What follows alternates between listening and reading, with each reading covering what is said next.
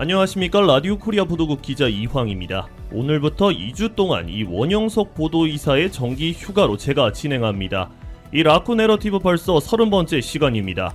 오늘은 조 바이든 대통령의 차남 헌터 바이든의 실형 모면과 첫 재판, 끊임없는 LA시 의원들의 부정부패, 또 반감을 부추기는 성소수자의 달, 이 세 가지의 주제를 갖고 패널들과 이야기 나눠보겠습니다. 라쿠 내러티브 시작합니다.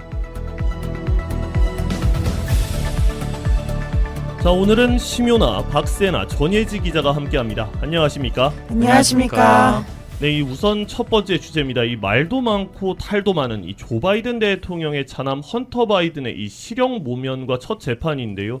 이 헌터 바이든은 연방 검찰의 이 5년간의 조사 끝에 탈세 등의 혐의로 기소가 됐습니다. 이 헌터 바이든은 지난 2017년부터 2018년 각각 150만 달러 이상의 소득이 있었지만 이 세금을 제대로 납부하지 않은 혐의와 이 과거 마약 중독 이력에도 불구하고 지난 2018년 10월 콜트 코브라 이 리볼버 총기를 불법 소지한 혐의 등을 받고 있습니다. 그런데 유죄를 시인하는 대신에 실형을 모면할 수 있는 합의를 연방검사가 타결한 것으로 알려졌는데 이 첫 재판이 다음 달인 7월 26일 날 진행이 됩니다. 우선 심윤아 기자, 이 헌터 바이든의 실형 모면 합의 어떻게 보십니까? 어이없습니다. 일단은 뭐 그동안 지금 검찰 쪽에서도 이 헌터 바이든에 대한 계속적인 수사가 있었었고, 그랬었죠. 뭐 지금 검찰뿐만 아니라 민간 단체 뭐 이런 부분에서도 계속해서 이 헌터 바이든의 노트북을 오픈을 하고 공개를 했습니다. 이 노트북에 있던 한 만여 장의 사진을 적나라하게 지금 드러내서 모든 사람들이 좀 볼 수 있게끔 무려 했고요. 만여 장이에요. 네. 하지만 그 사진뿐만이 아니라 이 헌터 바이든이 조 바이든과 이제 나눴던 그런 대화에 있었던 그런 이메일도 공개가 됐는데, 거기에 보면 뭐 우크라이나 그 헌터 바이든이 우크라이나 게스 컴퍼니인 그 부르스마 홀딩스의 이사로 또 재직을 했었었고, 그렇었죠. 네. 그리고 이 중국의 BHR 파트너스의 또 이사로 재직을 하면서 거액의 돈을 좀 받고 있었다. 뭐 이사로 재직을 했지만은 솔직히 뭐 그냥 이름만 올려져 있고 돈을 부당하게 받았다라는 혐의들이 계속해서 드러나고 있는데, 거기에 대해서 어떻게 했으면 좋겠냐 하고 이 조 바이든 대통령에게 물어보고 또 조언을 구하는 그런 내용들이 이메일에 담겨 있었습니다. 네. 그럼에도 불구하고 이번에 그냥 실형을 모면을 할 수 있는 부분만 좀 꼬집어서, 어떻게 보면 뭐 세금 같은 부분도 그냥 납부를 하면 어떻게 그냥 집행유예나 이렇게 넘어갈 수 있는 부분들이고, 그리고 지금 이 판결 내용에 보면 그 불법 총기를 소지를 한 마약 중독 상태에서 총기를 소지를 했다는 거에 대해서 이제 뭐 24개월간 2년간 마약을 이제 하지 않고 치료를 받겠다라는 각서와 함께, 그리고 총기를 반납을 하고 이제 구입하지 않겠다 이런 뭐 각서를 쓰면서 그것도 그냥 흐지부지 돼버렸어요. 사실 무슨 초등학교도 아니고 반성문 쓰는 것 같아요. 네. 그러니까 반성문 쓰면 그냥 다 되는, 이게 다른 사람들과 너무 이 언페어한 부분들이 너무 많기 때문에 이거는 뭐 일단은 검사 측에서는 어쨌든 이거는 뭐 조작된 게 아니다. 민주당 측에서는 조작된 게 아니다. 왜냐하면 이 검사를 그 트럼프가 내정을 해준, 찝어준 그 그렇죠. 검사를 통해서 이제 조사가 이루어졌는데, 이게 어떻게 보면 뭐 거래는 아니지만 권력에 좀 굴복했다라고 좀 볼 수밖에 없는 그런 대목인 것 같습니다. 네, 뭐 아버지와 아들이니까요. 네, 근데 아버지가 대통령이에요. 그렇죠. 네. 아무리 현직 검사가 뭐 트럼프 측의 성향인 이런 보수적인 성향인 그런 검사가 있다 하더라도 현직 검사가 어떻게 이 정부, 이 대통령을 상대로 어떻게 뭐 소위 맞짱을 뜨겠습니까? 네, 어떻게 뭐 보면 삼권 분립이라도 그렇죠. 권력에 굴복했다라고 밖에는 보여지지 않는 그런 사건인 것 같습니다. 네. 자, 그럼 박세나 기자는 이번에 좀 어떻게 보셨습니까? 네, 이번에 뉴스를 보니까 헌터 바이든은 세금 관련 경범죄 2개, 그 다음에 불법 총기 구입 중범죄 1개, 그래서 총 3개의 혐의를 받고 있는데, 반면 트럼프는 최근에 뭐 기밀문서까지 포함해서 거의 37개의 혐의를 받고 있지 않습니까? 그렇죠. 이걸 보면서 저는 진짜 사법부의 정의는 있나, 과연 있는 것일까 봐 이런 생각을 했고, 동시에 이러한 추세가 거듭되면 국민의 신뢰를 잃을 수 있다고 생각을 하거든요. 오히려 트럼프 트럼프 지지자들이 결집하고 그다음에 트럼프 후보의 임기가 치솟아서 민주당이 원하는 반대의 결과가 나올 수 있다고 봐요.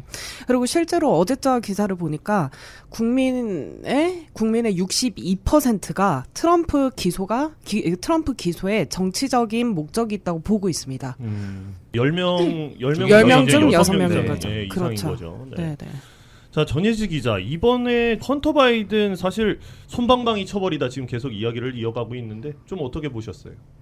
네, 사실 이 똑같은 혐의로 기소되고 똑같은 범죄를 저지른 것을 인정한 다른 시민들은 징역 10년 또는 다른 기간의 징역형을 선고받았는데도 불구하고 케빈 메카시 하원 의장이 말한 것처럼 대통령의 적의 아들이냐, 대통령의 아들이냐에 따라서 이게 처벌이 달라진다는 것이 좀 그랬던 것 같아요.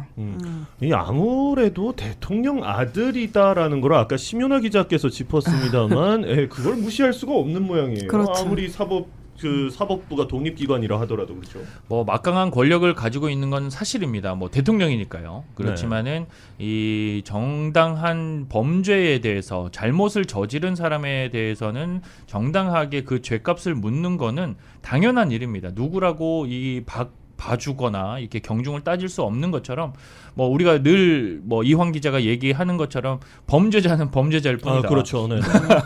범죄자는 이 사진을 보면요, 정말 이게 좀 더 조사를 해보고 누구나 그냥 봐도 알 수 있겠지만은 이 공개된 마녀 장의 사진 중에서는 조금 이 아동 학대라든지 아동 성적 그런 부분들까지도 지금 건들고 있는 부분들이 있어서 좀 더 면밀하게 조사를 해야 됩니다. 이거는 이렇게 그냥 가볍게 솜방망이 처벌을 했다, 인정을 했다, 그거에서 끝나는 게 아니라 더 깊이 좀 파고로 들어가지고 지금 일단은 지금 우크라이나 관련해가지고 뭐 중국 관련해서 부정부패가 있었던 뭐 뇌물을 수수를 했던 그런 부분들도 지금 전혀 드러나지 않고 있거든요. 네네. 네. 그렇다면 지금 사실 이 혐의만 보더라도 뭐 우크라이나나 이런 걸 싹 다 떠나서라도 지금 보면 150만 달러 이상의 소득이 있었지만 세금을 제대로 납부하지는 혐의 탈세죠. 네, 그리고 과거 마약 중독 이력에도 불구하고 리볼버 총기 불법 소지한 혐의 등을 받는다. 사실 아까 전예지 기자가 짚었습니다만 이거 일반인이었으면은 실형을 무조건 선고받았을 거예요. 그렇죠. 그렇지 않습니까? 네. 아무래도 이런 부분들을 봤을 때 내년 대선 또 좀 어떻게 이 영향을 끼칠 것 같은데 좀 박세나 기자, 내년 대선을 놓고 봤을 때 좀 어떤 생각이 듭니까? 네, 저 이거 실제로 이 화제를 두고 제 미국인 친구들이랑 얘기를 해본 적이 있었는데 아무래도 미국인들은 왜 개인주의 성향이 강하잖아요. 네, 그렇죠. 네, 그래서 이 사건으로 인해서 대선에 어떤 영향이 있을까라고 물어봤더니 출마를 하는 건 조 바이든이지 아들이 아니지 않냐 이런 반응이 있더라고요. 그래서 저는 예상 외로 바이든 대통령에게 미치는 영향은 조금 미미할 것 같고 그다음에 트럼프는 반면 지금 직접 출마를 한 트럼프 후보는 어마어마한 혐의들을 받고 있지 않습니까? 그렇죠. 네. 네네. 그래서 이거를 해결하고 또 소송을 준비하고 그런 부분에서 에너지를 굉장히 많이 소모를 해야 될 것 같아요. 그래서 네, 그런 점은 이제 보수당도 감수를 하고 있지 않아야 할까라고 생각합니다. 자, 예지 기자도 지금 뭐 이제 내년 대선 앞두고 있습니다. 뭐 예지 기자도 계속 선거 관련해서 기사도 팔로우를 하고 있는데 이번 혐의들 뭐 이번에 이제 재판이 이루어진다고 하는데 다음 달에 이런 점들이 좀 대선에 영향을 끼칠까요? 어떻습니까? 저도 방금 세나 기자님이 말씀하신 것처럼 바이든 대통령이 출마하는 것이지 아들이 출마하는 건 아니기 때문에 별개인 부분이 있지만서도 이제 기소 사실이 공개된 이후 개최된 한 행사에서 모두 발언 뒤에 기자들 질문에 대해서 바이든 대통령이 난 내 아들이 매우 자랑스럽다라고 말했어요. 네. 근데 이게 잘못된 아들도 안아주는 아버지의 모습을 그리고 싶었던 건지 모르겠으나 어쨌든 이 나라의 최고 지위를 가진 사람으로서 자랑스럽다고 말하는 것 자체가 너무 개인사랑 이걸 구분하지 못한 발언이 아니었나. 공과사가 구분이 안 된다. 네, 사실 실망스러웠어요. 저도 두 분 기자님 말씀에 동의를 하는 것이 아무리 아버지라 하더라도 이게 뭐 삼류 국가가 아니지 않습니까? 이 뭐 사법이라던가 이런 모든 그 시스템 자체가 전 세계에서 최고라는 나라가 미국인데 이 대통령이 방금 전예지 기자가 얘기를 했습니다만 아들이 아무리 죄를 저질러도 나는 내 아들이 자랑스럽다. 뭐 그게 어떤 아들인지 모르겠습니다만. 예. 그리고 뭐 박세나 기자가 얘기를 했듯이 친구들이 아버지가 출마를 한 것이지 아들이 출마를 하지는 않은 것은 아니냐. 근데 잘못된 건 잘못된 거 아니냐. 뭐 이렇게 가는데 사실 저는 이것 자체도 좀 대선에 영향을 미치지 않을까 봐요. 왜냐하면 지금 공화당이 굉장히 치고 나오고 있는 상황이지 않습니까? 이 트럼프 대통령도 지금 굉장히 지금 고공행진 중이고 그 밑에는 또 그 기라성 같은 드센티스 주지사도 있고요, 플로리다 주지사도 있고. 네, 심연아 기자는 어떻습니까? 이게 뭐 아버지 입장에서 보면 충분히 이해할 수 있는 부분일 수도 있습니다. 왜냐하면 그 바이든이 무조건 그냥 아들 잘했다 이게 아니라 이제 그 어려웠던 그런 과거를 좀 청산을 하려는 모습을 네네. 이제 보고 그래도 다시 이제 잘못을 뉘우치고 다시 이제 일어서겠다, 재건을 하겠다 하는 그런 모습들에 지지를 한다. 이렇게 이제 표현을 한 부분들이기 때문에 제가 봤을 때는 정말 이 기라성 같고 정말 이 탑 리더들의 모습들을 사회에서는 보여주지만은 또 그런 분들이 아들 이런 자식들의 농사를 좀 성공시킨 사례는 좀 극히 드물다고 생각을 합니다. 네. 아무래도 이제 자녀의 교육을 하려면 그만큼 가정에 충실을 해야 되고 그렇죠. 하지만은 이제 바이든 대통령이나 이런 부분들 같은 경우에는 뭐 정확하게는 저도 잘 모르겠습니다만은 가족들보다는 아무래도 정치나 이런 그런 부분들에 해왔기 때문에 노력을 기울여 왔기 때문에 대통령까지 되지 않았겠습니까? 그렇다 보니까는 자녀들이 이제 잘못되고 뭐 엇나가고 하는 부분들은 저도 좀 많이 본 케이스인데 이 선거에 영향을 미칠 수 있다. 한국에서는 만약에 한국에서 이런 일이 일어났다 그러면 바로 사퇴죠. 나올 수가 없는 그런 상황입니다. 그렇죠. 왜냐하면 그렇죠. 얼마 전에 대통령이 임명했던 그분의 아들이 학교 폭력으로 이제 연루가 됐었어요. 그랬었죠. 그래서 자진 사퇴하고 이제 거기에 대해서 죄를 묻는 그런 부분까지 청문회까지 열리는 그런 사건들을 봤는데 미국은 또 잘 모르겠습니다. 어떻게 좀 생각을 할지. 그렇지만은 100% 영향이 없다고는 생각이 들진 않고요. 어쨌든 그 헌터 바이든의 잘못으로 인해서 좀 색안경을 끼고 보시는 분들도 계실 거고요. 그렇기 네. 때문에 아무래도 뭐 100% 모든 사람이 다 그렇게 바이든의 선거에까지 영향을 없겠다 하진 않겠지만은 그래도 영향을 미치긴 할 것 같습니다. 하지만은 이제 공화당에서 어떻게 좀 이것들에 대해서 잘 전략적으로 공격을 하고 이제 할지는 두고 봐야 될 것 같습니다. 뭐 지금 공화당도 가만히 있진 않아요. 그렇죠. 도널드 트럼프 대통령은 이 자신이 만든 소셜 네트워크 서비스 트루스 소셜을 통해서 이 교통 딱지 수준이다라고 말을 했고요. 그렇죠. 헌터와 조 바이든 합의는 엄청난 은폐이자 이 전방위적인 선거 개입이다라고 강력 반발을 했는데 사실 그 말은 뭐 제가 뭐 도널드 트럼프 대통령을 지지하는 건 아니지만 틀린 얘기는 아니라고 봐요. 틀린 얘기는 그쵸. 아닌데 도널드 트럼프 전 대통령도 할 말은 없을 거예요. 왜냐하면 본인이 지명한 검사가 그렇게 그렇긴 해버렸기 하죠. 때문에 뭐 어떻게 더 얘기를 할 수는 없을 것 같습니다. 지금. 뭐 사실 자기도 기소돼 있는 상황이니까 괜히 한번 돌 던져보는 그렇죠. 뭐 뉘앙스인 것 같긴 한데 그래도 이 도널드 트럼프 대통령 아까 뭐 교통 딱지 수준이다. 제가 아까 서두에 말하지 않았습니까? 이 반성문 수준이다. 그렇죠. 네. 사실 이거 같은 경우에는 일반 아까 전혜지 기자도 짚었습니다만 일반 서민이 좀 공감하기에는 공감대가 좀 멀어지는 것 같아요. 예. 알겠습니다. 뭐 현직 대통령 차남의 기소와 앞으로 있을 재판 결과에 따라서 뒤봐준 솜방망이 처벌이냐 아니면 적절한 수준이냐라는 이제 양측으로 나뉘어서 이 여론이 들끓 것으로 전망됩니다. 이 두 번째 주제입니다. 커런 프라이스 LA 구지구 시의원의 부패 혐의와 이 기소로 끊이질 않는 시의원들의 부정 부패. 자, 이 대해서 이야기 나눠볼 텐데 우선 전예지 기자가 이번 기사를 지속해서 다뤄주고 있는데 이 커런 프라이스 LA 구지구 시의원 기소 어떻게 보셨습니까? 네, 일단 LA시 정부에서 일어나고 있는 그 부정부패는 끊이지 않게 보도되고 있는데요. 그렇죠. 아무래도 LA시가 지금 400만 명 인구가 엄청 많은 큰 도시인데도 불구하고 15명의 시의원밖에 없기 때문에 네네. 한 명의 파워가 너무 센 거죠. 그러면서 그런 유혹들이 많을 거고 이걸 이기지 못한 또 하나의 케이스인 것 같은데 사실 뭐 이 누리 마르티네즈라던가 뭐 마크 리들리 토마스 또 미치 잉글랜더 호세 후이자 뭐 셀 수도 없어요. 지금 그렇습니다. 지난 수년 동안 굉장히 많은 시의원들이 부정부패로 쫓겨나거나 아니면 기소가 되거나 지금 그랬었는데 자 그렇다면 박세나 기자는 좀 어떻게 보셨습니까? 네, 전 우리가 흔히 생각했을 때 주 상원의원, 그 다음에 주 하원의원, 시의원 이렇게 보고 있으면 우리는 주 상원의원이 권력이 더 크고 막 더 유능할 거라고 생각을 하잖아요. 네, 보통 근데- 왜냐하면 더 커 보이니까. 그쵸, 네. 규모 상이잖아요. 당. 그래. 네. 또 주의회니까요. 그렇죠. 예. 근데 그게 아니라 실질적으로 시의원, LA 같은 그런 대도시의 시의원이 굴릴 수 있는 재정 규모도 훨씬 크고 그렇죠. 네. 그다음에 실질적인 권력도 막강하다고 해요. 네. 그래서 이러한 배경으로 인해서 탐욕이 생긴 것 같은데 정말 안타깝다고 생각을 하고 그런 와중에 프라이스 시의원이 나는 무죄다. 그러면서 이제 동료 시의원들한테 호소를 했죠.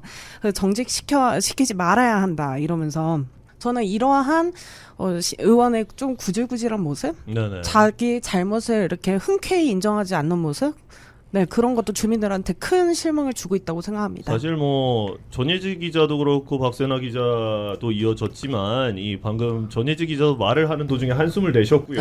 네, 지금 방금 박세나 기자는 구질구질하다고 표현을 했는데 이 사실 그렇습니다. 이게 시의원이라 하면 이 유권자들의 한 표를 얻어서 최고위직에 오르는 LA시 최고위직이고 방금 박세나 기자가 짚었습니다만 사실 LA 시의원 같은 경우에는 말 그대로 주 상하원 의원 뭐 어떻게 내다보면 거의 차관급에 가까운 파워를 자랑을 하거든요. 이 그럴 수밖에 없는 것이 LA시 자체가 뭐 미국에서 대도시 10개 대도시 중에 한 곳이기 때문에 그 그렇죠. 파워는 좀 뭐 무시를 할 수 없다. 정말 대단한 파워를 자랑을 한다라고 볼 수 있는데 좀 심연아 기자는 어떻게 보십니까? 제가 이 내러티브에서 참 다루는 주제에서 제일 많이 이야기를 하는 것 같은데 이제 놀랍지도 않습니다, 진짜.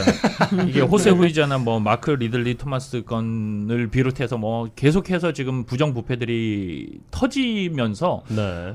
이게 정말 이 수준이 어떻게 보면 이 시의원이 로컬에서는 정말 막대한 그런 파워를 갖고 있단 말이죠. 그럼요. 결정 하나에 저희 삶이 바뀌니까요. 그렇죠. 이게 연방 하원 의원이나 이 상원 의원들은 좀 연방을 대상으로 뭐 이렇게 좀 하는 부분들이 있다면 이 시의원들은 정말 이 로컬 안에서 정책들을 정하고 그렇게 하다 보니까 아까 세나 기자가 얘기했던 것처럼 이 400만 인구에서 이 15명이라면 이거는 정말 너무 적은 숫자고 그만큼 힘을 실어줄 수밖에 없는 구조로 돼 있습니다. 그렇다 네. 보니까는 이제 뭐 로비도 있을 거고 뇌물 여기 보면 이번에 10개의 혐의 중에서 2개가 또 뇌물수수 혐의로 지금 그렇죠. 들어가 네네. 있는 부분들이고 그렇다 보니까는 아무래도 욕심이 좀 많아질 수밖에 없는 자리인 것 같습니다. 그래도 저는 제가 생각했을 때는 이 LA 시의원이 그래도 지금 전국에서 가장 많이 연봉을 받는 걸로 알고 있거든요. 맞아요. 20만 불이 네네. 네네. 넘는데 20만 불이 넘는데 한 달에만 그냥 월급으로만 받으면 한 16,000에서 17,000불 정도 아유, 많이 받아가고 받으시네요. 있습니다. 네. 네. 와. 그렇지만은 뭐 저희 연봉의 몇 배가 되지만은 네. 월급에 그렇지만은 이 분들이 그런 유혹의 손길들에 대해서 좀 뿌리치지 못하는 그런 부분들이 아무래도 이 시에서 정책적으로 이렇게 갖고 있는 이런 인원수라든지 막강한 권력들을 좀 주다 보니까 이것들을 어떻게 제어할 수 있는 그런 제도가 없고 현실적으로는 시장이 그것들을 다 컨트롤하기는 어렵고 네네. 이런 부분들이 있다 보니까 조금 이번을 계기로 해서 이제 프라이스 시의원뿐만 아니라 이제 모든 시의원들을 좀 견제할 수 있는 뭔가가 조금 제도적으로 마련되어야 되지 않나 생각이 듭니다. 사실 뭐 앞서도 말씀드렸습니다만 이 미치 잉글랜더랑 호세 후이자 그리고 마크 리들리 토마스 같은 경우에는 자신의 파워를 이용한 이권 취득이었죠. 예, 그렇죠. 호세 후이자 네. 같은 경우에도 그 중국 부동산 업체로부터 이제 킥백 같은 거를 받았고 또 미치 잉글랜더도 마찬가지였고 이제 마크 리들리 토마스 전 시의원 같은 경우에는 이제 아들과 관련해서 이 그 좀 뭐 교수직이라던가 뭐 이런 것들을 했을 때 좀 이제 뒤를 봐줬다. 그렇죠. 그리고 뭐 네. 저희도 빠질 수가 없는 게 누리 마르틴 뭐 기억하시겠습니다만 누리 마르티네즈 시의원이라던가 뭐 지금 조용히 계시는데 케빈 들레온 시의원 같은 경우에도 그 인종차별 발언, 이 인종차별 발언 같은 시의원 아들한테 한 거 아닙니까? 그렇죠. 예. 네.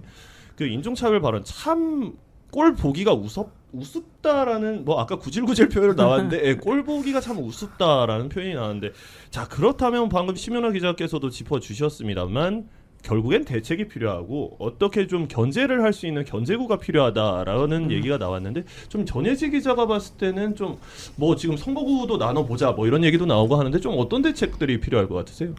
일단 더 세분화하는 게 저는 더 맞다고 보여요. 그때 녹취록 사건 때도 이제 안에서 자신들의 이익을 위해서 지역구를 나누고 이런 부분들이 보였잖아요. 좀 땅 따먹기처럼. 그쵸. 근데 이게 좀 더 권력을 좀 나눠 가지게 되고 좀 더 다양한 인종, 좀 더 다양한 시의원들이 모이면 이런 파워를 낼 수 있는 그 가능성도 낮아질 거라고 생각이 들어요. 네. 실제로 지금 한 명당 LA 시의원 한 명당 평균적으로 나눠보면 26만 명의 이제 주민들을 다루는데 네, 한 명이 지금 25만에서 한 26만 명 정도를 관할합니다. 근데 이게 산타모니카 시티 인구수가 10만 명이고요. 글렌데일 인구수가 시 인구수가 20만 명도 안 돼요. 네네. 그러면 이제 그 시의 시장보다 더 큰 파워를 가질 수 있다는 것들이 이런 부정부패로 이끌 수 있는 원동력이 아니었을까. 네, 지금 뭐 좀 정리를 해보면 이 전혜지 기자가 딱 짚었듯이 지금 산타모니카 시 두 개를 갖고 있는 게 지금 LA시 선거구 하나입니다. 지금. 그렇죠. 네, 네. 25만에서 26만이면. 네. 자, 그렇다면 박세나 기자는 이거 좀 어떻게 보세요? 네, 저는 그래서 왜 한국의 김영란법처럼 네네. 이제 미국에도 조금 더 확실하고 이제 처벌이 강력한 그런 공직자 부패 방지법이 생겨야 된다고 봅니다. 그래서 제가 한번 검색을 해봤는데 LA시의 경우 공직자가 600여 달러 그 네, 이상의 이제 선물을 받으면 안 된다고 해요. 네. 실제로 이제 캐런베스 시장 있지 않습니까? 그렇죠. 얼마 전 기사인데 돌려보냈죠. 네, 킴 카다시안이 그랬었죠. 자기 네네. 의류 사업체에서 한 $1,000 상당의 선물을 보냈는데 이거를 한꺼번에 그냥 거절한 걸로 알고 있습니다. 그리고 뭐 LA 다저스 구단주에서도 뭐 저지라든지 이런 것들을 해가지고 또 보냈는데 그게 금액이 1,000불이 좀 넘다 보니까 네네. 그냥 해서 그대로 그냥 돌려보냈다고 하더라고요. 지금 뭐 네. 김영란법 같은 경우에는 제가 뭐 가끔씩 이제 한국 공무원분들이랑 이래 만나보면은 뭐 3만 원인가요? 3만 원입니다. 네, 3만 원 이상 네. 받으면 안 되는 거죠? 네. 3만 원이면은 여기 돈으로 25불 정도 되는 건데 방금 뭐 1,000불 뭐 이런 지금 보면은 선거구를 지금 좀 나눠야 된다는 얘기가 나오고 있어요. 그렇죠. 지금 선거구가 15개인데 이제 25개로 늘려야 된다 아니면 31개로 나눠야 된다라는 얘기가 나오는데 좀 심연아 기자 이 선거구를 나눈다 이거에 대해서는 좀 어떻게 생각하세요? 이게 또 장단점이 있을 것 같습니다. 31개, 뭐 25개 이렇게 늘리면 그만큼 시의원 수가 많아지지 않습니까? 그러면 당연히 그 파워도 지금보다는 좀 현저히 좀 줄어들 거고요. 그리고 서로 견제하는 부분들이 생기면서 이런 부정부패라든지 뇌물이라든지 이런 부분들은 조금 감소할 걸로 예상은 되긴 하지만은 아무래도 조금 더 세분화적으로 나누다 보면 LA시를 저희가 좀 다니다 보면 이렇게 좀 지역 아니면 뭐 인종끼리 조금 모여 사는 그런 그렇죠. 구들이 많지 않습니까? 저희 한인타운을 보더라도 한인들이 많이 사는 지역이 이제 한인타운이고 뭐 그 옆에 뭐 필리핀도 있고 그리고 뭐 방글라데시도 있고 뭐 여러 가지 여러 이제 인종들이 같이 이제 살고 있는 동네입니다. 그렇게 되면 이제 너무 좀 편협하게 그 인종들끼리만 모아서 하나의 이제 지구를 하나 만드는 게 아닐까. 그렇기 때문에 서로 이제 LA시가 융합되고 또 이제 합해지는 통합적인 부분에서는 조금 단점이 있지 않을까 그렇게 예상을 좀 하고 있습니다. 사실 이거를 제가 지난 21일자 기사에 한번 썼습니다만 저희 한인타운을 중심으로 한 지역구가 만들어지는 이제 33개로 나누는 지도가 나왔어요. 그랬는데 좀 한인타운을 중심으로 한 거기서는 이제 8지구였습니다. 8지구였는데 이 아시안 비율이 43%로 가장 높았어요. 네. 그렇다면 이제 우리가 수건 사업이라고 했던 아시안 시의원이 관할하는 아시안 지역구가 탄생할 수 있다라고 이제 말들이 나와서 기대가 높은데 좀 박세나 기자는 거기서 어떻게 생각하십니까? 그거에 대해서. 네, 저는 지금 캘리포니아에 이사 온 지 1년밖에 안 된 뉴비라서 좀 조심스러운데 네. 아무래도 이제 시의원이 네, 시의원이 많으면 이제 처리하는 공무에 있어서 효율성이 대폭 올라갈 거라고 기대를 하고 있고요. 그다음에 제가 하나 또 짚고 넘어가고 싶은 게 지금 프라이스 의원이 네. 정직이 되면 이 사람이 담당하고 있는 지역구가 LA에서 가장 가난한 사우스 LA라서 그렇죠, 네. 문제가 된대요. 네. 근데 우리가 예를 들어서 사우스 LA에 그 지역구를 담당하는 의원이 많으면 이런 사고가 있었을 때 대체 인물이 나설 수 있는 거 아닙니까? 네, 그런 서로 면에서 커버할 수 있는 거죠. 그쵸, 네. 그쵸. 서로 돌봐주면서 그러면서 이제 전체적인 이제 시의 행정에 있어서 향상성이 대폭 올라갈 거라고 저는 기대하고 있습니다. 자, 그렇다면 이제 저희가 대표적으로 이제 꼽는 시의원이라고 하면 이제 커런 프라이스가 있었고요. 그리고 이제 마키스 해리스 도슨, 얼마 전에 시 부의장이 되신 마키스 해리스 도슨이 있는데, 8지구랑 9지구거든요. 그러니까 이제 사우스 LA 지역 쪽을 좀 관할하시는 분들이라 지금 뭐 지역구를 넘어가진 않으니까 수석 보좌관이 아마 담당을 하지 않을까 싶은데, 좀 걱정이 되는 부분은 박세나 기자가 말했던 대로 워낙에 가난한 동네이기 때문에 사우스 네. LA가 좀 이제 시민들이 불편을 겪게 될 수 있는 상황이 벌어질 수도 있다. 그렇죠. 자, 그러면 다시 한번 돌아와서 지금 아시안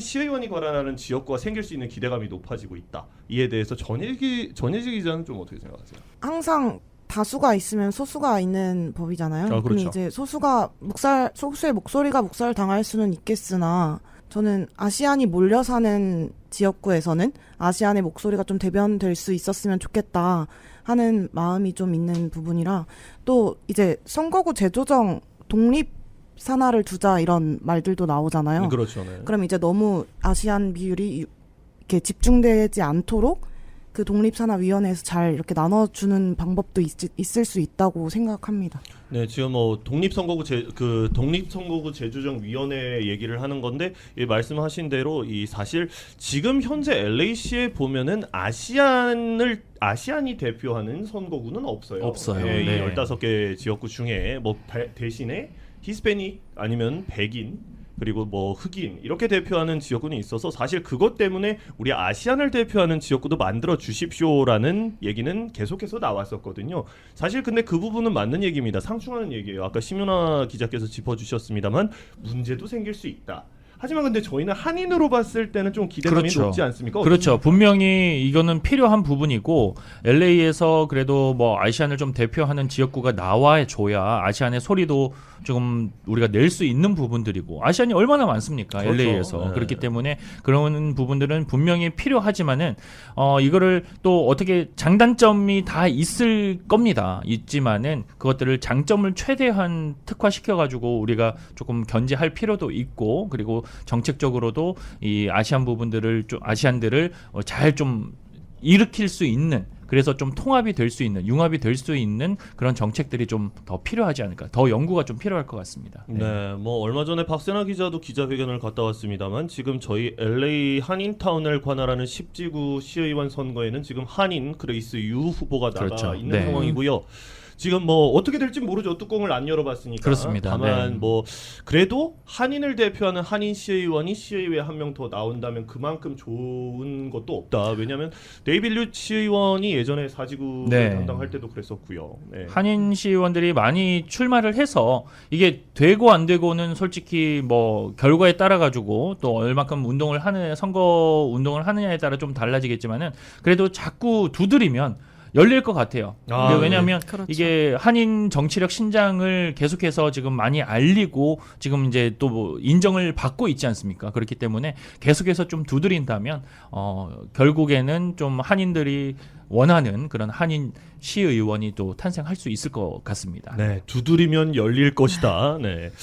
자, LA 시의원들의 부정과 부패 하루 이틀 일이 아닙니다. 이 주민들의 한 표 한 표가 모여서 이 LA 최고위 선출직에 올라갔지만, 이 자리가 사람을 만든다는 말이 무색하게 유권자들을 배신하는 행태가 이어지고 있습니다.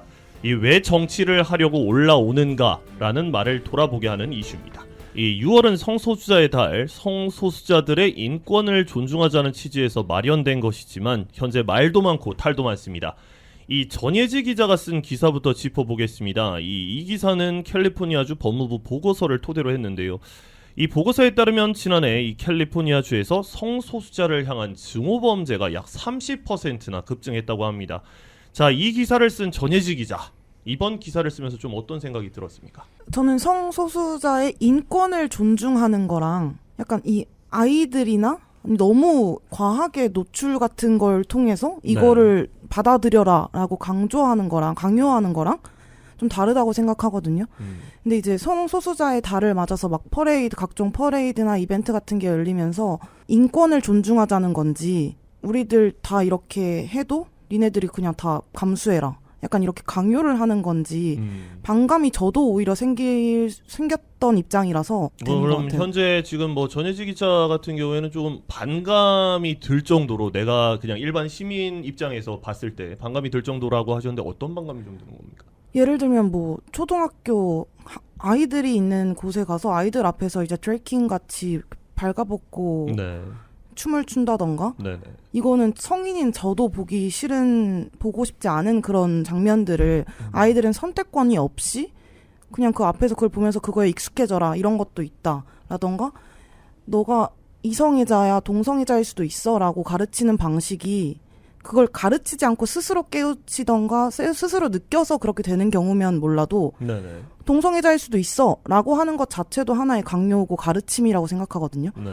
그런 부분들이 저는 좀 이들에 대해서 더 반감이 생기게 만드는 것 같아요. 그러니까 그래서 뭐 꼭 단어처럼 자만추처럼 자연스럽게 만남 주고 뭐 이런 것처럼 자연스럽게 익혀가는 것이 아니라 현 상황은 전혜지 기자가 봤을 때는 이거 뭐 강요하는 거가 좀 강압적인 부분이 좀 있는 것 같다라고 말씀을 하시는 거죠. 근데 개인 종교적인 이유나 아니면 개인의 성향이나 뭐 따라서 이들에 대한 반대의 입장을 가지는 것도 하나의 그 사람의 인권일 수 있다고 생각하는데 그렇죠. 네. 이제 이들은 우리들의 인권이 무시당했다라는 이유로 그 사람들의 인권을 존중해주지 않는 오히려 그런 느낌이 자꾸 들어가지고 사실 저도 전혜지 기자 말에 동감을 하는 게 좀 역차별이다라는 그렇죠. 생각이 자꾸 들어요. 네. 예, 좀 네. 심연아 기자는 어떻게 보십니까? 이게 LGBTQ 뭐 성소수자를 인권을 존중할 수 있습니다. 존중하고 저도 존중을 합니다. 그렇지만은 이게 어떻게 보면 좀 잘못된 인식으로 시작되지 않았나, 더 이제 변질되지 않았나 생각을 들거든요. 어떻게 보면 이거는 하나의 자기의 성 정체성의 문제라기보다는 성 정체성을 자기들이 인식을 하고 네. 제가 남자고 뭐 제 와이프가 여자인 것처럼 우리가 뭐 그냥 평상시 그냥 일상생활을 하지 않습니까? 근데 네. 이 사람들은 꼭 퍼레이드나 뭐 이런 것들을 통해 가지고 노출을 하고 뭐 좀 성적인 그런 문화들을 자꾸 보여주려고 하는 것 같아요. 그랬었죠. 퍼레이드나 이런 걸 네네. 통해서 뭐 드래그 퀸도 그렇고 그냥 평상시처럼 우리가 생활하면서 우리 생활에서 젖어들어서 이들과 같이 호흡하면서 생활을 해 나갈 수가 있는 건데 이 사람들은 자기가 자꾸 차별을 당하고 있다라고 생각을 해서 이거를 자꾸 더 노출을 시키는 것 같아요. 그러니까 그게 또 노출을 시키는 것도 뭐 나는 뭐 동성애자입니다. 이렇게 그냥 커밍아웃 하는 게 아니라 꼭 그렇게 다 벗고 네. 헐거벗고 이상한 문장을 하고 뭐 지난번에 그 다저스 스타디움에서 열렸던 그런 네네 그랬었죠. 네. 것처럼 이제 뭐 수녀 복장을 괴기하게 하고 그렇게 해서 눈길을 이목을 꼭 끌어야만 하는가? 그냥 그 사람들도 나 그냥 뭐 동성애자입니다. 그냥 양성애자입니다. 그냥 이렇게 인정을 하고 생활을 하면 되는 거거든요. 자, 그럼 박세나 기자, 지금 이 반감을 불러일으킨다는 지적들이 나오고 있거든요. 좀 이거에 대해서는 어떻게 생각하십니까? 네, 저는 동의하는 입장인데요. 실제로 인구 대다수는 이성애자지 않습니까? 그렇죠. 근데 LGBTQ 그룹 대비해서 일반인의 권익이 좀 축소되는 경향이 없지 않아 있는 것 같아요. 그래서 며칠 전 사례를 보면 피오피코 도서관에서 성소수자가 어린이한테 책 읽어주는 행사가 있었습니다. 네네.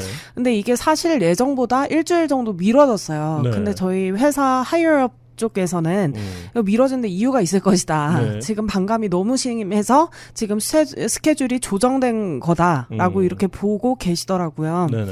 근데 제가 실제로 취재를 해봤는데 학부모들의 이제 반발이 아주 극심했습니다. 아, 예. 일부에서는 이제 아이들이 성소수자에게 익숙해지는 게 굉장히 이상하다, 어색하다 그런 의견도 있었고, 아이들은 환경에 대해서 영향을 굉장히 쉽게 받는데 그렇죠. 그래서 이제 보고 듣는 것에 제한을 두려고 하는데 굳이 이런 공공 장소에서 이런 행사를 추진한다는 게 좀 거북스럽다.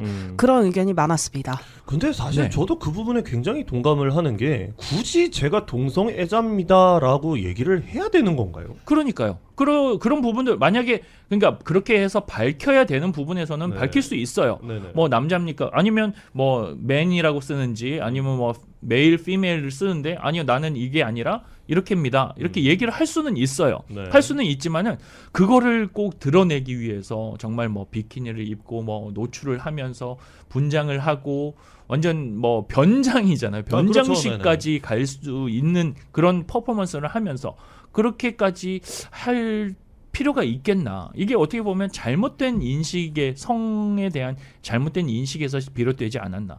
그러니까 일반적으로 우리 가정이나 우리 사회에서 이렇게 같이 지내다 보면 당연히 사람이기 때문에 인권을 존중을 하고 또 충분히 해줄 수 있어요. 대우를 해줄 수 있어요. 그럼요. 네네. 근데 이것들을 너무 좀 반감을 가지게끔 그렇게 드러내는 게 나타내는 게 조금 그래서 이런 뭐 증오범죄라는 말까지 나오게끔 된 것 같습니다. 네, 방금 말씀하셨습니다만 이 성적인 관념에 치우쳐져 있다. 사실 뭐 이 성소수자라는 개념이 그냥 제가 봤을 때는 이게 사랑에서 시작되는 거지 않습니까? 그렇죠. 이 남녀 네. 간의 사랑 이게 원래 일반론이라면 그 남자가 남자를 사랑하고 그렇죠. 또 여자가 여자를 사랑하는 것이 지금 성소수자라고 지금 이제 저희가 개념을 만들어서 쓰는 것인데 저는 그렇거든요. 저는 봤을 때 그 심윤아 기자도 결혼을 하셨고 또 예지도 연애를 했을 것이고 지금 하고 있을지도 모르고 저도 마찬가지고요. 네. 저도 마찬가지인데 이게 굉장히 사적인 부분이라고 그렇죠. 생각을 하거든요. 네. 네, 사랑이라는 부분에 있어서만큼은. 근데 그 사랑이라는 부분에 있어서 개인적인 것을 아까 전예지 기자 말대로 이거를 우리는 인정을 못 받고 있으니 인정을 해주십시오라고 얘기하는 자체가 자꾸 반감을 일으킨다라고 그렇죠. 생각을 하는 거거든요. 네, 저희가 남녀가 사랑을 할 때 뭐 길거리에서 퍼레이드를 하면서 사랑하지 않지 않습니까? 네. 근데 이 반대로 생각을 하면 이 사람들은 자기의 사랑들을 나타내기 위해서 퍼레이드를 하는 거예요. 퍼레이드를 하면서 사랑을 하는 모습들을 뭐 직접적으로 보여주지 않지만 간접적으로 그거를 보여주려고 한다는 거죠. 그러니까는 그거를 보는 아이들이나 뭐 어른들이야 솔직히 그런 것들을 어느 정도 자기의 정체성들이 딱 있기 때문에 걸러낼 수는 있지만은 그거를 바라보는 아이들이나 이런 것 어린이들은 트라우마가 생길 수도 있는 거고 충격이 생길 수도 있는 거죠. 지금 문제가 되는 게 이 뭐 그분들을 비하하거나 이제 잘못됐다라고 얘기를 하는 게 아니라 아이들에게까지 지금 LAUSD나 뭐 글렌데일 통합교육구나 이런 데서 아이들의 그 교육 과정 안에 이런 성 정체성에 대한 LGBTQ에 대한 이제 이해를 위해서 정규 교과 과정에 넣겠다. 좀 이런 것 때문에 지금 반발이 있는 거지 않습니까? 사실 그 반발 방금 말씀을 하셔서 좀 이야기를 이어가 보자면 이 그 지난 20일이었죠. 이 글렌데일 통합교육구 이사회 회의장 앞에서 또 그렇죠. 난리가 났었어요. 싸움이 벌어졌습니다. 난투극이 벌어졌었거든요. 근데 이 제가 봤을 때는 이 성소수자 아까 뭐 심윤아 기자도 그렇고 예지 기자도 그렇고 뭐 저도 마찬가지입니다만 이 갈등을 그러니까 자꾸 커뮤니티 간의 갈등 그러니까 이제 뭐 그냥 일반적인 커뮤니티 또는 주민들 아니면은 성소수자 커뮤니티 사이의 갈등만 자꾸 조장하는 것이 아니냐 성소수자의 달이라는 자체가 좀 이거에 대해서 예지 기자는 어떻게 생각해요? 저는 다수의 성소수자분들은 일반적으로 저희와 같은 생각을 하고 있을 거라고 생각해요. 뭐든 과하면 문제가 된다고. 네. 약간 오히려 그분들이 더 피해보고 있지 않을까. 너무 유독 이렇게 좀 성적인 부분을 강조하고 자신들의 인권을 존중받기 위해서 남들에게 인정을 요구하는 그런 사람들 때문에 일반적으로 지내고 계시는 다른 성소수자분들이 많이 피해를 보고 있다고 생각하고요. 실제로 아까 그 캘리포니아주 법무부가 발표한 보고서에서 캘리포니아주 아이들이 성소수자라고 밝힌 아이들이 따돌림을 당할 확률이 4배 높아요. 4배 높았고 이 중 따돌림을 당한 아이들 중 절반 이상이 심각하게 자살을 고려했다고 답했거든요. 트라우마로 오는 거네요. 네.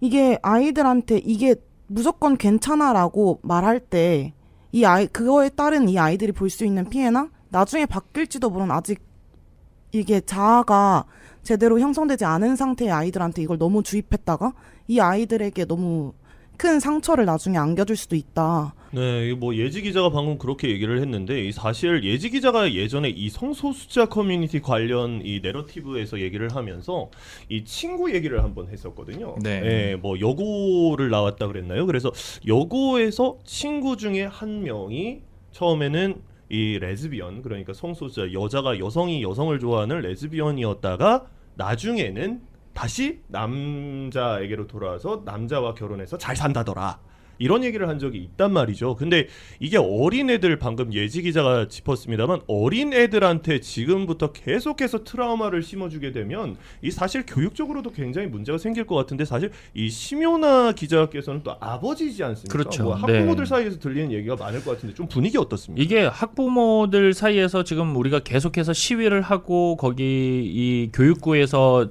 결정한 내용에 대해서 반대를 하고 항의를 하는 내용이 뭐냐 하면, 이거를 정규 교육 과정에 넣는 건 좋다 이겁니다. 좋은데 그 교육을 받을 수 있는 선택권을 달라는 거거든요.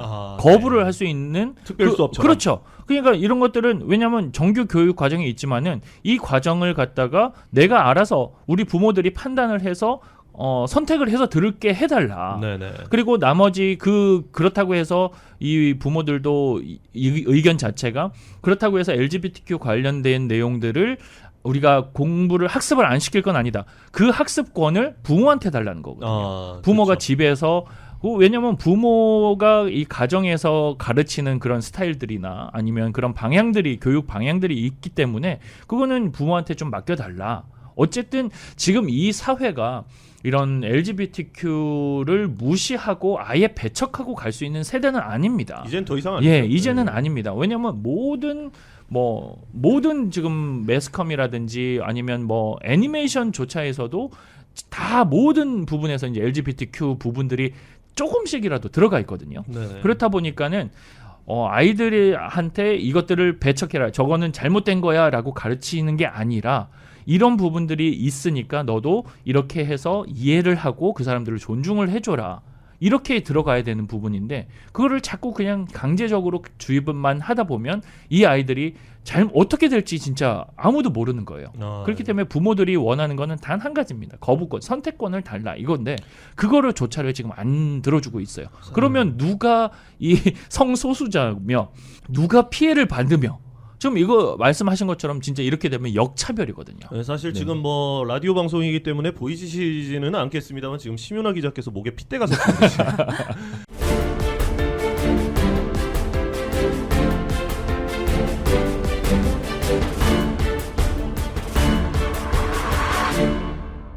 자, 라쿠 내러티브 세 번째 주제로 다시 돌아왔습니다. 이 6월은 성소수자의 달, 성소수자들의 인권을 존중하자는 취지에서 마련된 것이지만 현재 말도 많고 탈도 많습니다. 이 전예지 기자가 쓴 기사부터 짚어보겠습니다. 이 기사는 캘리포니아주 법무부 보고서를 토대로 했는데요. 이 보고서에 따르면 지난해 이 캘리포니아주에서 성소수자를 향한 증오범죄가 약 30%나 급증했다고 합니다. 자, 이 기사를 쓴 전예지 기자, 이번 기사를 쓰면서 좀 어떤 생각이 들었습니까? 저는 성소수자의 인권을 존중하는 거랑 약간 이 아이들이나 너무 과하게 노출 같은 걸 통해서 이거를 받아들여라라고 강요하는 거랑 좀 다르다고 생각하거든요. 근데 이제 성소수자의 달을 맞아서 막 각종 퍼레이드나 이벤트 같은 게 열리면서 인권을 존중하자는 건지, 우리들 다 이렇게 해도 니네들이 그냥 다 감수해라, 약간 이렇게 강요를 하는 건지 반감이 저도 오히려 생겼던 입장이라서 되는 것 그럼 같아요. 현재 지금 뭐 전혜지 기자 같은 경우에는 좀 반감이 들 정도로, 내가 그냥 일반 시민 입장에서 봤을 때 반감이 들 정도라고 하셨는데 어떤 반감이 좀 드는 겁니까? 예를 들면 뭐 초등학교 아이들이 있는 곳에 가서 아이들 앞에서 이제 드래킹 같이 발가벗고 네. 춤을 춘다던가, 네네. 이거는 성인인 저도 보고 싶지 않은 그런 장면들을 아이들은 선택권이 없이 그냥 그 앞에서 그걸 보면서 그거에 익숙해져라, 이런 것도 있다 라던가, 너가 이성애자야 동성애자일 수도 있어 라고 가르치는 방식이, 그걸 가르치지 않고 스스로 깨우치던가 스스로 느껴서 그렇게 되는 경우면 몰라도 네네. 동성애자일 수도 있어 라고 하는 것 자체도 하나의 강요고 가르침이라고 생각하거든요. 네. 그런 부분들이 저는 좀 이들에 대해서 더 반감이 생기게 만드는 것 같아요. 그러니까 뭐 꼭 단어처럼 자만추처럼 자연스럽게 만남 주고 뭐 이런 것처럼 자연스럽게 익혀가는 것이 아니라, 현 상황은 전예지 기자가 봤을 때는 이거 뭐 강요하는 거가 좀 강압적인 부분이 좀 있는 것 같다라고 말씀을 하시는 거죠. 네, 개인 종교적인 이유나 아니면 개인의 성향이나 뭐 따라서 이들에 대한 반대의 입장을 가지는 것도 하나의 그 사람의 인권일 수 있다고 생각하는데 네. 이제 이들은 우리들의 인권이 무시당했다라는 이유로 그 사람들의 인권을 존중해주지 않는 오히려 그런 느낌이 자꾸 들어가지고 사실 저도 전예지 기자 말에 동감을 하는 게 좀 역차별이다라는 그렇죠. 생각이 자꾸 들어요. 네. 좀 네. 심연아 기자는 어떻게 보십니까? 이게 LGBTQ 뭐 성소수자를 인권을 존중을 하자. 존중할 수 있습니다. 존중하고 저도 존중을 합니다. 그렇지만은 이게 어떻게 보면 좀 잘못된 인식으로 시작되지 않았나, 더 이제 변질되지 않았나 생각을 들거든요. 어떻게 보면 이거는 하나의 자기의 성 정체성의 문제라기보다는 성 정체성을 자기들이 인식을 하고 제가 남자고 뭐 제 와이프가 여자인 것처럼 우리가 뭐 그냥 평상시 그냥 일상생활을 하지 않습니까? 근데 이 사람들은 꼭 퍼레이드나 뭐 이런 것들을 통해 가지고 노출을 하고 뭐 좀 성적인 그런 문화들을 보여주려고 자꾸 보여주려고 하는 것 같아요. 그랬었죠. 퍼레이드나 이런 걸 통해서 뭐 드래그 퀸도 그렇고 그냥 평상시처럼 우리가 생활하면서 우리 생활에서 젖어들어서 이들과 같이 호흡하면서 생활을 해 나갈 수가 있는 건데 이 사람들은 자기가 자꾸 차별을 당하고 있다라고 생각을 해서 이거를 자꾸 더 노출을 시키는 것 같아요. 그러니까 그게 또 노출을 시키는 것도 뭐 나는 뭐 동성애자입니다. 이렇게 그냥 커밍아웃 하는 게 아니라 꼭 그렇게 다 벗고 헐거벗고 이상한 문장을 하고 뭐 지난번에 그 다저스 스타디움에서 열렸던 그런 그랬었죠. 것처럼 이제 뭐 수녀 복장을 괴기하게 하고 그렇게 해서 눈길을 이목을 꼭 끌어야만 하는가? 그냥 그 사람들도 나 그냥 뭐 동성애자입니다. 그냥 양성애자입니다. 그냥 이렇게 인정을 하고 생활을 하면 되는 거거든요.